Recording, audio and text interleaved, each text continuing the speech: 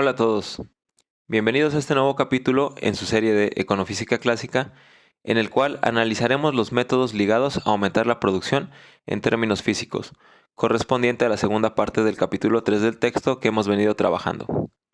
Acelerando la producción. El primer método corresponde a la aceleración de la producción, el cual a su vez se puede subdividir en varias técnicas distintas. Número 1. Extensión de la jornada laboral. Primero tenemos la posibilidad de extender la duración diaria de la jornada laboral o la intensidad de la misma. Si un día laboral es incrementado de 8 a 12 horas, mientras que la intensidad de trabajo se mantiene igual, entonces el producto por trabajador aumentará en un 50%. A lo largo de un día entero, este efecto es análogo a incrementar la intensidad promedio del trabajo empleado. De manera similar, si utilizamos una máquina por 12 horas en lugar de 8, tenemos el mismo efecto que si la máquina operara 50% más rápido. Sin embargo, hay diferencias sociales notables entre estos dos escenarios. Si la maquinaria es escasa, una economía puede incrementar su producción al operarla por ciclos completos de 24 horas. Pero si un sistema de turnos de 8 horas es utilizado, entonces 3 veces más trabajadores serán requeridos. De esta manera, la producción total aumentará el triple, pero el producto por trabajador se mantendrá constante. Por otro lado, si la jornada laboral es extendida a 12 horas y 2 turnos son trabajados, entonces tanto la producción total como el producto total por trabajador aumentarán. Adicionalmente, si los salarios diarios no aumentan en proporción al aumento de horas trabajadas, entonces las jornadas más largas resultarán en mayores ganancias para los empleadores. Este hecho incentiva a los empleadores privados a extender la duración de la jornada laboral cuando la oferta de trabajo es limitada, y en casos en que la oferta de trabajo no sea limitada, las jornadas laborales más extensas provocarán un aumento en las tasas de desempleo laboral en la población.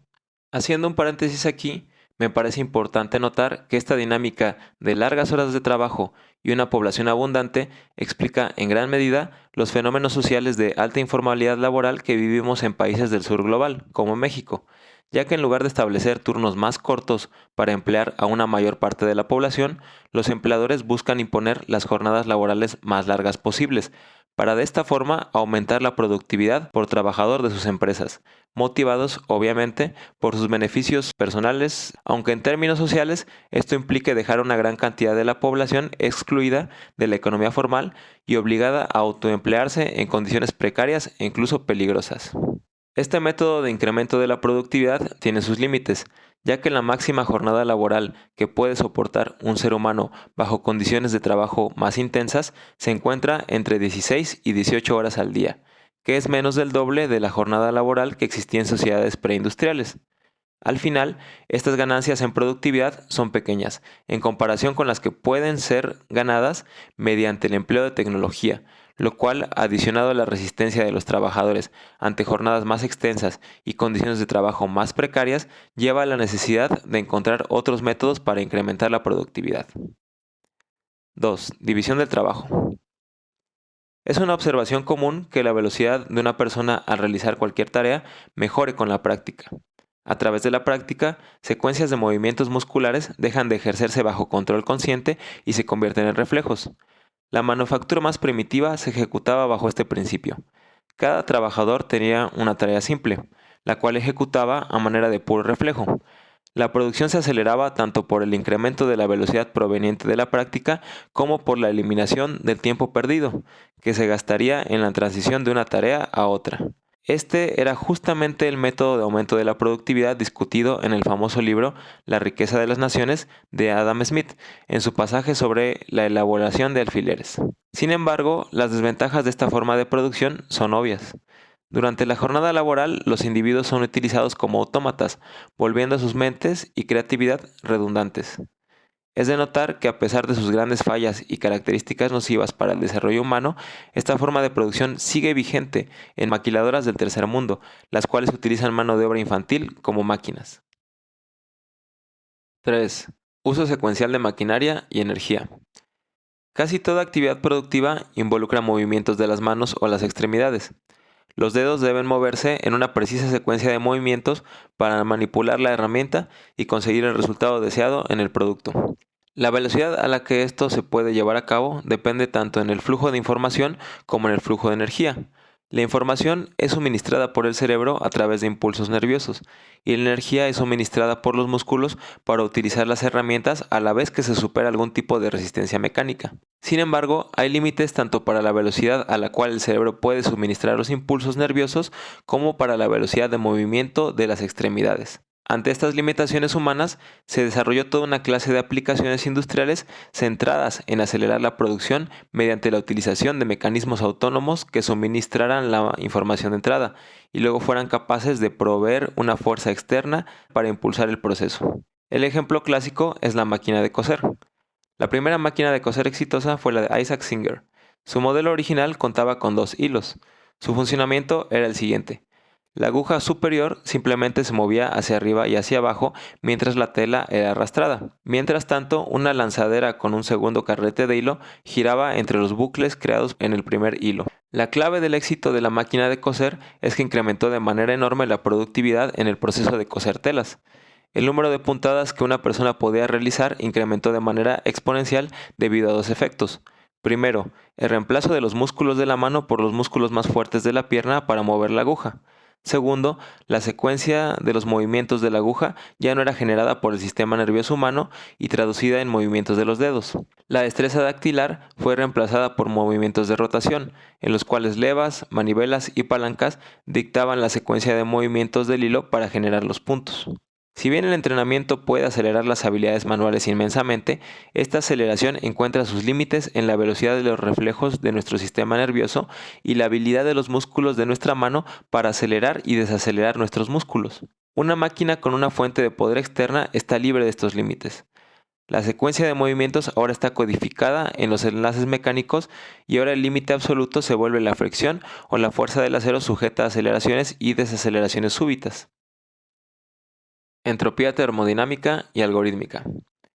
Llegados a este punto, es importante notar que cuando tratamos con procesos repetidos, como el coser, los conceptos algorítmicos y termodinámicos de entropía tienden a divergir.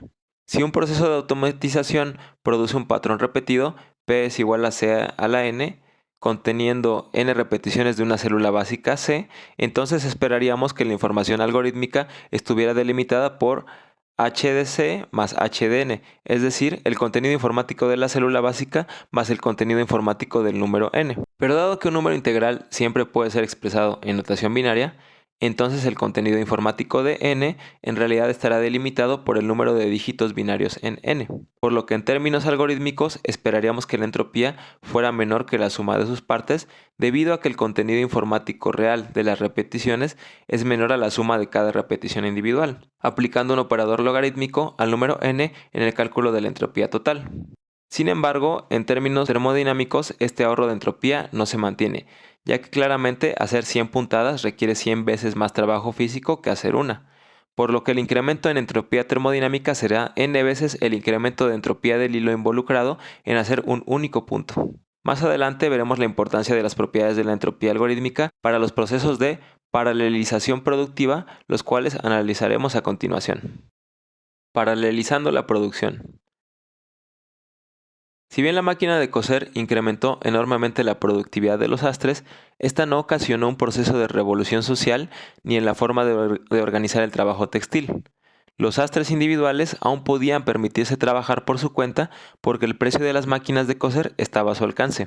Y si bien actualmente la mayor parte del trabajo de costura es realizado en fábricas, este fenómeno se debe primordialmente al control social que los empleadores pueden ejercer sobre la población trabajadora de países económicamente atrasados, y no por algún tipo de superioridad tecnológica o ganancias en la productividad provenientes de organizar este tipo de trabajo de manera fabril. La verdadera maquinaria que impulsó el nacimiento de la revolución industrial no fue la máquina de coser, sino la rueca de hilar, y más en específico, la mula giratoria de Crompton. Este mecanismo reemplazó las acciones manuales del hilandero con una secuencia de movimientos mecánicos, mientras se multiplicaban el número de usos, los cuales eran montados en un cuadro móvil. La mula era totalmente automatizada, llevaba a cabo la secuencia básica de operaciones en tanto fuera suministrada con una fuente de energía, ya fuera humana, de agua, vapor o cualquier otro combustible. La intervención humana se restringía a cargar y descargar las bobinas y conectar piezas rotas de hilo. Sin embargo, este no era el avance fundamental de la mula. El elemento crucial del proceso fue en realidad el paralelismo en el proceso de hilado. El mecanismo permitía realizar de manera simultánea los procesos de enrollar los hilos en bobinas y de arrastrar el hilo, aún sin hilar, a través de rodillos que impiden su progreso, emulando la acción de la hilandera de estirar el hilo. Esta combinación de la automatización con la paralelización permitió un aumento de productividad en el proceso de hilar del orden de 100 veces para posteriores iteraciones de la máquina de hilar. El desarrollo de tecnologías de tipo imprenta. Ahora analizaremos un método de incrementar la productividad que explota las ventajas del paralelismo al máximo. Nos referimos a las tecnologías de tipo imprenta, como la fundición, moldura y la imprenta misma, en la cual se crea un patrón de algún tipo y luego múltiples copias son producidas de forma relativamente barata. Una de las primeras industrias de producción masiva fue la industria de cerámica romana, la cual floreció del siglo I al III después de Cristo. Esta se diferenciaba de estilos cerámicos previos en que grandes cantidades de piezas idénticas eran producidas. La clave de esto era la fundición. El primer avance importante en la producción de vasijas cerámicas fue la invención de la rueda del alfarero, la cual aceleró la producción de vasijas circulares. La rotación de la rueda implicaba que el alfarero solamente debía especificar dos parámetros por cada posición vertical en la olla, el radio interno y el radio externo. La especificación se lograba mediante el posicionamiento del pulgar del alfarero y un dedo índice en relación al eje de la rueda. La rueda permitió la producción de ollas con un contenido reducido de información algorítmica. El resultado, las ollas eran más uniformes y su producción más sencilla. El siguiente desarrollo prescindió de la rueda e introdujo los moldes. La arcilla era prensada en un molde preformado y adquiría su forma completa en una sola operación. Con la rueda, el proceso de moldeado seguía siendo secuencial. Con la moldura, el proceso de dar forma a la pieza de cerámica se volvió paralelo. La forma es impresa en la totalidad de la superficie de manera simultánea, y mientras que la rueda aceleró la producción al reducir la información algorítmica del producto, la moldura no tenía esta desventaja. Permitía que se estamparan en la pieza patrones con detalles complejos. Y si bien ninguna olla creada en la rueda puede ser exactamente igual a otra, la industria de cerámica romana era capaz de producir masas de tazones idénticos. La moldura permitió la producción estandarizada en masa, ayudado por el hecho de que el proceso de moldura puede ser recursivo, dado que las piezas generadas pueden ser utilizadas a su vez en la creación de moldes. Vale la pena que regresemos por un momento a la paradoja relacionada con la entropía termodinámica y algorítmica en la producción, en la cual explicamos que en el proceso de reproducción existen dos términos. El primero, dado por la complejidad del original, y un segundo término logarítmico dado por el número de repeticiones. En el caso de la cerámica romana, el trabajo de producir el patrón original corresponde al término HDC, mientras que la producción de los moldes y las copias está relacionado con el número n con la forma logaritmo base L de n, siendo L la vida útil del patrón original, comprobando la relación sugerida por las predicciones de la teoría de la información. El mismo principio de esta tecnología se aplica para los productos provenientes de la fundición del hierro y el acero y el moldeado a base de plásticos, siendo la ventaja de los productos de fundición metálica su dureza, mientras que los productos plásticos se caracterizan por su bajo peso y capacidad de creación de formas con un nivel de precisión mucho mayor en comparación con los productos formados de la cerámica o el hierro. El siguiente desarrollo en los métodos de paralelización fue el desarrollo de las tecnologías de imprenta propiamente dichas. La impresión reemplaza la producción serial del escriba con el procesamiento en paralelo. Un folio entero de páginas es formado con una única impresión. Este es el ejemplo más claro y arquetípico de esta forma de producción. La información codificada en la estructura física del array tipográfico es simultáneamente transferida a través de la totalidad de una superficie plana hacia un medio receptor, el papel. La transferencia se realiza mediante un movimiento físico de la prensa en los ángulos correctos sobre el papel. Pero en la imprenta, el realizar las marcas en el papel es en realidad el proceso final en el proceso de copiado de información. Lo que volvió revolucionario a la imprenta en Europa fue la tipografía móvil. En principio, se podía tallar la totalidad de la página de un libro en un solo bloque para después copiarlo en una hoja de papel, como en la antigua imprenta china por bloques de madera. Sin embargo, este método es altamente intensivo en trabajo. El uso de tipografías premoldeadas drásticamente reduce la labor requerida para generar el patrón original. La información en una página se puede descomponer en dos niveles conceptuales. El nivel semántico, de interés primario para el lector, es provisto por la secuencia de palabras, pero en los lenguajes europeos estas secuencias se pueden descomponer en una secuencia de letras de un alfabeto de tamaño reducido y fijo. La forma de estas letras representa un segundo nivel de información. En la escritura a mano, cada letra A, B o Z será diferente. En el texto impreso, todas estas serán más o menos idénticas. La fuente utilizada en cada letra es fundida del mismo molde.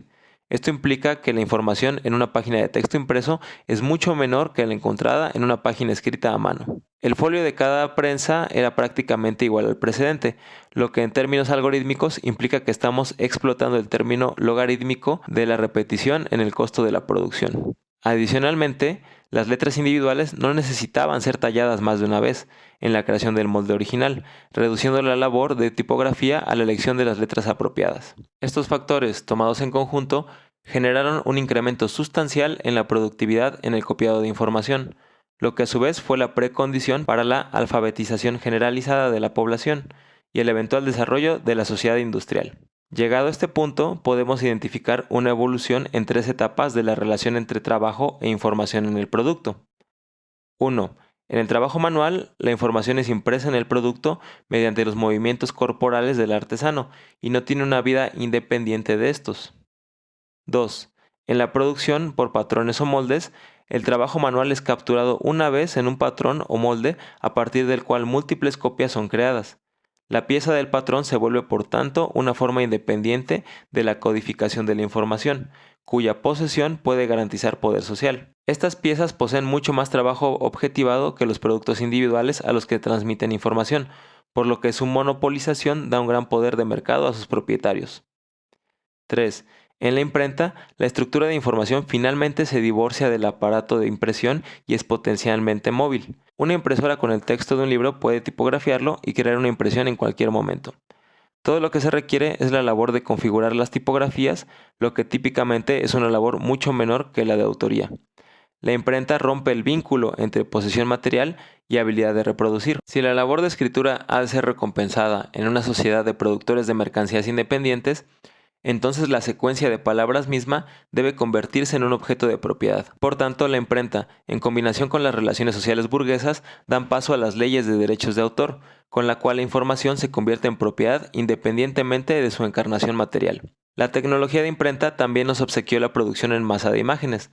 Las pinturas podían ser reproducidas a bajo costo, siempre y cuando un ser humano hubiera creado un original. Esto puede lograrse mediante grabados o litografías, pero en cualquier caso, la información en el lienzo provenía del ojo, cerebro y mano humana. Esto implicaba que la creación del original era un proceso inherentemente serial. Esto cambia con la introducción de la cámara fotográfica. Fotografía. Fotografía literalmente significa pintar con luz, pero esto es una confusión, ya que lo que en realidad hacemos es imprimir con fotones. En lugar de una placa de metal bajando a centímetros del papel cada segundo, ondas de luz que viajan a 300.000 kilómetros por segundo imprimen su imagen en la película. De la misma forma que en la imprenta, estas ondas trabajan en la totalidad del marco de manera simultánea. Con la fotografía, el aforismo de Landauer de que la información es física se manifiesta de manera literal. La fotografía fue la primera tecnología en la que nos encontramos los límites que la naturaleza impone en el tratamiento y transmisión de información. Aunque las ondas de luz que inciden en la película se aproximan a la velocidad máxima, esto no produce la aceleración en el proceso que cabría esperar. Para formar una imagen necesitamos que los fotones interactúen con diminutos cristales de yoduro de plata, lo que inicia su fotodescomposición. Al ser impactados por los fotones, los cristales se descomponen, dejando plata coloidal negra. Cada cristal individual toma una decisión binaria, o es impactado por un fotón y se descompone o no. Si es impactado, se transforma en un punto negro, si no, se disuelve durante el revelado. Pero no queremos que nuestra imagen sea solo en blanco y negro, sino que también tenga tonos de gris. Supongamos que queremos tener 100 tonos de gris disponibles, entonces necesitamos 100 cristales en cada área pequeña que podamos procesar. Si tenemos cristales de, por ejemplo, 1/10 de milímetro de ancho, entonces 100 cristales cabrán en cada milímetro cuadrado de película. Al tomar una fotografía, aprovechamos la naturaleza probabilística del proceso de fotodescomposición. Si una exposición provocara que todos los cristales absorbieran fotones, obtendríamos una superficie totalmente negra. Si fuera tan corta que ningún fotón impactara en ningún cristal, la película quedaría blanca. Para obtener un rango aceptable de gris a negro, necesitamos una exposición tal que, dados los niveles de luz ambiental, aproximadamente el 50% de los cristales en una parte elegida aleatoriamente de la película se descompongan. La letra lambda se utiliza convencionalmente para representar la longitud de onda de la luz u otra radiación electromagnética. La luz visible tiene un valor aproximado de lambda de 0.5 micras, que es equivalente a unas 2 millonésimas de metro, que determina los detalles más pequeños que en principio podemos representar mediante fotografía. No se puede utilizar la fotografía para formar un patrón de luz y oscuridad cuyas características más pequeñas sean menores que las ondas de luz. Esto es principalmente relevante en la microscopía o en la fabricación de componentes microscópicos. Pero a medida que la microfabricación se ha convertido en la tecnología dominante de nuestra era, esta limitación nos pesa cada vez más. Grabación de sonido. La grabación de sonido implica copiar en dos sentidos. En el primer sentido, un músico toca una pieza, lo que es grabado y subsecuentemente el público puede escuchar una copia de esa interpretación. Estas copias están temporalmente separadas del original. El segundo sentido involucra hacer copias distintas de la grabación misma. Estas copias pueden separarse en el espacio, permitiendo que la gente escuche la misma interpretación en muchos lugares distintos a la vez de manera simultánea. Copiar en el primer sentido es inherentemente secuencial, como lo es el acto de oír. La pieza tiene que ser interpretada de principio a fin para ser grabada. Copiar en el segundo sentido puede ser ya sea paralelo o secuencial. La producción de discos es un ejemplo de un proceso de fundición. Un máster del disco, en el cual se ha cortado una imagen negativa de las piezas musicales, es utilizado para imprimir los discos en plástico caliente. Como tal, es un proceso paralelo. La totalidad de la grabación es transferida al disco en un solo paso. Por otro lado, cuando la música es grabada en cintas, el proceso de copiado es inherentemente secuencial. Solamente se puede alcanzar un grado de paralelismo al tener múltiples grabadoras operando de manera simultánea. Más recientemente, el Internet ha revelado una verdad que siempre debió haber sido aparente. Las grabaciones tangibles eran solamente una forma posible de copiar las interpretaciones. Previamente, la gente tenía que comprar el objeto material, el disco, para obtener la información que contenía. Todos los productos contienen información, añadida durante la producción, pero para algunos productos, inicialmente libros, después grabaciones y ahora software, su verdadero valor de uso reside en su contenido informático. Actualmente, cualquiera puede adquirir copias de interpretaciones musicales en la forma de información pura, en la forma de archivos WAV o MP4, por ejemplo. Radio y televisión. La radio y televisión parten de las tecnologías de la grabación de sonido y la fotografía y añaden el principio de radiodifusión. Aquí, el producto, concretamente las ondas de radio, es una materialización física directa, aunque inmaterial, de la información. Una vez difundida, la información transmitida está disponible para cualquier persona que se encuentre al alcance del transmisor. El número de copias de una interpretación musical transmitida que se escuchan está limitado únicamente por el número de receptores dentro del alcance. El trabajo marginal incorporado en cada interpretación escuchada tiende a cero a medida que aumenta el número de oyentes. Para producir, por ejemplo, una transmisión musical en vivo, existe un cierto costo fijo: el tiempo del músico, el tiempo de los técnicos que operan el equipo de transmisión y la depreciación del equipo. Estos costos son esencialmente independientes del número de oyentes. El único componente del costo de la transmisión que se relaciona con el número de oyentes es la energía utilizada por el transmisor, que suele ser una parte relativamente pequeña del costo total. Por lo tanto, desde sus inicios, la radiodifusión fue un medio implícitamente comunista, donde las representaciones se ofrecían gratuitamente a los oyentes. Esta distribución gratuita implicaba que la mano de obra necesaria para operar el sistema de radiodifusión debía ser, en cierto sentido, trabajo directamente social. La BBC ofrece un ejemplo de ello, donde se impuso lo que es esencialmente un impuesto especial, la licencia de radio, para prestar el servicio. El equivalente en el sector privado, la radiodifusión financiada por publicidad, básicamente graba a los vendedores de bienes producidos en masa para cubrir los costos de transmisión. Una vez introducida la publicidad en radio y televisión, los fabricantes de bienes de consumo se ven obligados a financiar la televisión o pierden terreno frente a los competidores que sí lo hacen. Podría decirse que la naturaleza libre de la radiodifusión prefigura una transición general del modo de producción material a uno favorable al comunismo. A medida que la producción se ve cada vez más dominada por el principio de la copia de información, un principio en desarrollo desde la fundición de cerámica romana, la lógica subyacente de la producción de mercancías y los mecanismos de mercado se ve cada vez más socavada. Las formas de producción basadas en la producción de mercancías solo pueden sostenerse mediante estructuras legales cada vez más elaboradas y antinaturales que imponen derechos de propiedad sobre la información. Y con esto concluimos el capítulo. El texto todavía analiza un par de casos relacionados con el proceso de producción de los microprocesadores y las técnicas de PCR en las industrias de biotecnología para la copia del ADN. Pero esencialmente la conclusión de estas secciones es la misma que hemos venido trabajando a lo largo de todo el texto, siendo que con el avance tecnológico, los procesos de producción industrial se mueven cada vez más a ser procesos basados puramente en el copiado de información, y por tanto están regulados de manera más perfecta por las leyes algorítmicas de la teoría de la información que revisamos previamente. Hasta aquí el video, espero les haya gustado y principalmente que les haya sido muy educativo.